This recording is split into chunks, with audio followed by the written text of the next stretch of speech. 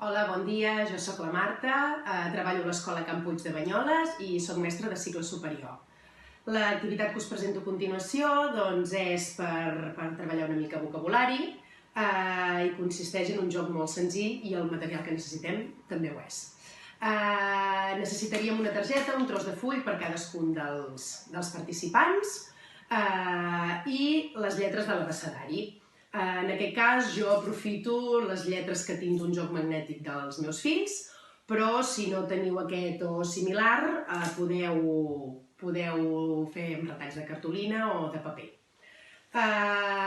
Podeu decidir una mica què voleu posar en aquestes targetes. En el nostre cas hem posat,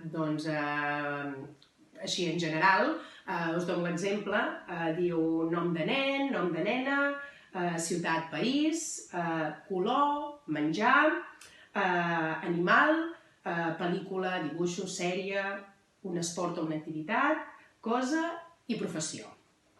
Bé, en què consisteix el joc? Doncs cadascun dels jugadors té un paper i s'escull una lletra a l'atzar. Què haurem de fer? Doncs haurem d'omplir cadascun dels apartats amb noms on, sobretot, el nom que hi posem és obligatori que comenci per la lletra que ens ha sortit.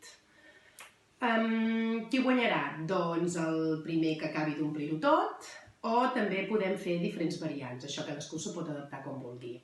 Heu de tenir en compte que depèn de quina lletra surti no és fàcil, per tant, una de les variants pot ser fer-ho en temps, que siguin 2 o 3 minuts, i quan acabi aquest temps, el que n'hagi omplert més. També una altra variant pot ser que es pugui fer en puntuació, etc. Cadascú pot adaptar-ho una mica com vulgui. Doncs bé, aquesta és l'activitat.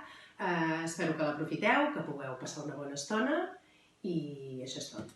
Fins aviat.